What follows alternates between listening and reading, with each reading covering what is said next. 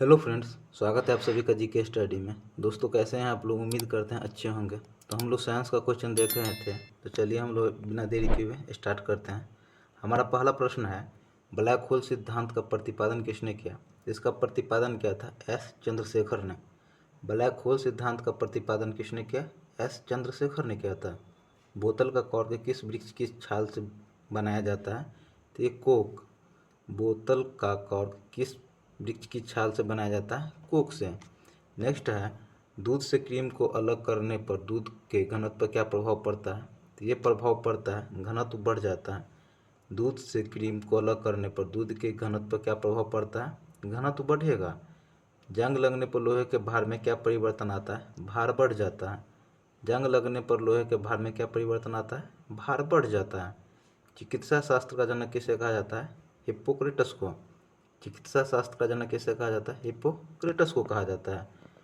मनुष्य के शरीर में कितना प्रतिशत जल होता है? तो ये होता है 65 से 80%। मनुष्य के शरीर में कितना प्रतिशत जल होता है? 65 से 80% जल होता है। किस रोग में रक्त का थक्का नहीं जमता है? तो हीमोफीलिया में। किस रोग में रक्त का थक्का नहीं जमता है? हीमोफीलिया में रक्त का थक्का नहीं जमता है। कुपोषण में सबसे अधिक कमी किसकी होती है? तो प्रोटीन की। कुपोषण में सबसे अधिक कमी किसकी होती है? प्रोटीन की होती है। शरीर में यूरिया किस अंग में बनता है? तो ये बनता है यकृत में। शरीर में यूरिया किस अंग में बनता है? यकृत में बनता है। मनुष्य में बुढ़ापा किस ग्रंथि के लुप्त हो जाने के कारण आता है? थाइमस। मनुष्य में बुढ़ापा किस ग्रंथि के लुप्त हो जाने का कारण आता है? थाइमस के कारण। रक्तचाप किसके द्वारा नियंत्रित होता है? तो ये होता है एड्रिनल ग्रंथि के द्वारा। रक्तचाप एड्रिनल ग्रंथि के द्वारा नियंत्रित होता है। आगे है, दूध को किस ताप पर पश्चुकृत किया जाता है? तो ये किया जाता है 62 डिग्री सेल्सियस पर। दूध को किस ताप पर पश्चुरीकृत किया जाता है? 62 डिग्री सेल्सियस पर। BHC 10% का व्यापारिक नाम किसने दिया था? ये दिया था गैमेक्सिन ने। BHC 10% का व्यापारिक नाम क्या है? गैमेक्सिन है। दूध का खट्टा होना किसके द्वारा होता है? जीवाणु के द्वारा। दूध का खट्टा होना किसके कारण होता है? जीवाणु के द्वारा होता है। नेक्स्ट है, कपास की खेती के लिए सर्वोत्तम मिट्टी कौन सी है? तो ये सर्वोत्तम मिट्टी है काली मिट्टी। काली मिट्टी को रेगुड़ मिट्टी कहते हैं। कपास के लिए सर्वोत्तम मिट्टी कौन सी है? काली मिट्टी है। बच्चे का लिंग किसके द्वारा निर्धारित होता है? पिता के गुणसूत्र पर। बच्चे का लिंग किसके द्वारा निर्धारित होता है? पिता के गुणसूत्र पर। जीवन रक्षक हार्मोन किस ग्रंथि से स्रावित होता है? एड्रिनल ग्रंथि से। जीवन रक्षक हार्मोन किस ग्रंथि से स्रावित होता है? एड्रिनल ग्रंथि से होता है। नेक्स्ट है, बैरोमीटर में पारे के तल पर एकाएक गिरना क्या प्रदर्शित करता है? तो ये प्रदर्शित करता है आंधी तूफान को। बैरोमीटर में पारे के तल का एकाएक गिरना क्या प्रदर्शित करता है? आंधी तूफान को प्रदर्शित करता है। नेक्स्ट क्वेश्चन देखेंगे। नेक्स्ट क्वेश्चन है, RH फैक्टर का संबंध किससे है? तो RH फैक्टर का संबंध है रक्त से। RH फैक्टर का संबंध रक्त से है। पेनिसिलिन क्या है? ये एंटीबायोटिक है। पेनिसिलिन क्या है? एंटीबायोटिक है। मनुष्य के हृदय में कितने प्रकोष्ठ होते हैं? 4। मनुष्य के हृदय में कितने प्रकोष्ठ होते हैं? 4 प्रकोष्ठ होते हैं। अंडा में कौन विटामिन नहीं पाया जाता है? तो विटामिन सी। अंडा में कौन सा विटामिन नहीं पाया जाता है? विटामिन सी नहीं पाया जाता है। नेक्स्ट है, प्रोटीन का पाचन किस एंजाइम के द्वारा होता है? तो प्रोटीन का पाचन होता है पेप्सिन के द्वारा। प्रोटीन का पाचन किस एंजाइम द्वारा होता है? पेप्सिन के द्वारा। ब्राइटस रोग शरीर के किस अंग को प्रभावित करता है? तो ये करता है वृक्क को। ब्राइटस रोग शरीर के किस अंग को प्रभावित करता है? ये वृक्क को प्रभावित करता है। अंडे के किस भाग में प्रोटीन अधिक पाया जाता है? उजले भाग में। अंडे के किस भाग में प्रोटीन अधिक मात्रा में पाया जाता है? उजले भाग में पाया जाता है।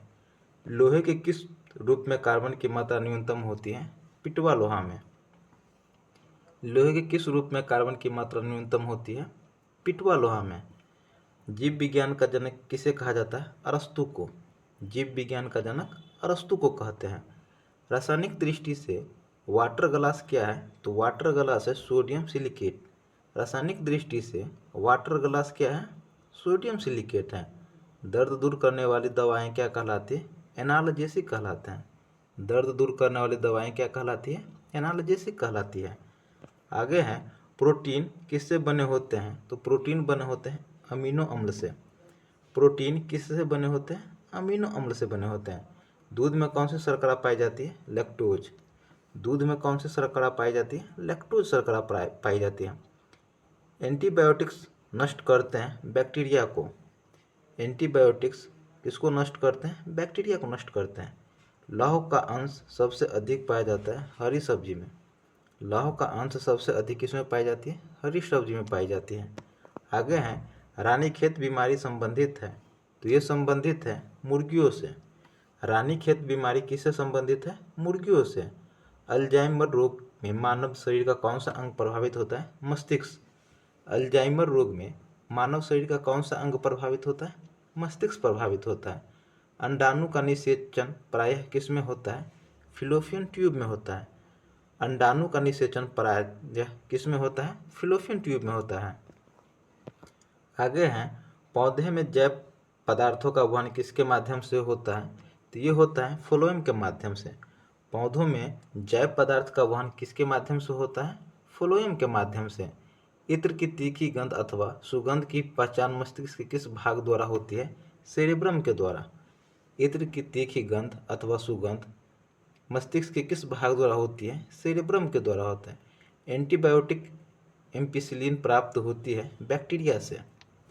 एंटीबायोटिक एम्पिसिलिन प्राप्त होती है किसे? बैक्टीरिया से प्राप्त होती है। आगे हैं कौन सा तत्व हाइड्रोजन के साथ सबसे अधिक सम्मिश्रित बनाता है? तो ये बनाता है कार्बन। कौन सा तत्व हाइड्रोजन के साथ सबसे अधिक सम्मिश्रित बनाता है? कार्बन बनाता है। कागज पर पुराने उंगलियों के चिन्हों को किससे विकसित किया जा सकता है? तो ये किया जाता है सिल्वर नाइट्रेट घोल से। कागज पर पुराने उंगलियों के चिन्हों को किससे विकसित किया जा सकता है? तो सिल्वर नाइट्रेट से। डिहाइड्रेशन से प्रायः किस पदार्थ की कमी होती है? सोडियम क्लोराइड की। डिहाइड्रेशन से प्रायः किस पदार्थ की कमी होती है? सोडियम क्लोराइड की। आगे हैं पैक करने के लिए प्रयुक्त होने वाली सिलिकॉन किससे बनी होती है? तो ये बनी होती है ग्लूकोज एसीटेट से। पैक करने के लिए प्रयुक्त होने वाली सिलिकॉन किससे बनी होती है? ग्लूकोज एसीटेट से। कैंसर की प्रसिद्ध दवा टैक्सोल किस वृक्ष से प्राप्त होती है? यू वृक्ष से। कैंसर की प्रसिद्ध दवा टैक्सोल किस वृक्ष से प्राप्त होती है? यू से। चीनी के शोधन के लिए कौन सा रंजक प्रयुक्त होता है? Bone black. चीनी के शोधन के लिए कौन सा रंजक प्रयुक्त होता है? बोन ब्लैक प्रयुक्त होता है। आगे देखेंगे कृत्रिम सिल्क कहलाता है, तो ये कहलाता है रेयॉन। कृत्रिम सिल्क कौन सा कहलाता है? रेयॉन कहलाता है। व्यक्ति का भार किस प्रकार के लिफ्ट में अधिक होती है? जो ऊपर की ओर गति से बढ़ रही हो।